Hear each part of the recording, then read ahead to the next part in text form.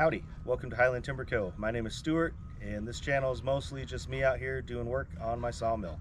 This channel primarily is going to be on small-scale sawmilling, small-scale logging, turning yard trees into lumber, and custom milling for folks. I'm not a high-production sawmill. I'm just a guy with an old Willys truck and a chainsaw, and most of the time I got more stubbornness than sense. It's kind of a big day for me. I'm turning it from a hobby into a real legitimate business.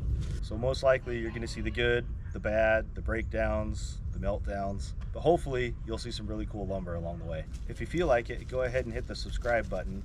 If not, that's fine too. I'm going to be out here milling either way. I just appreciate it if you all follow along.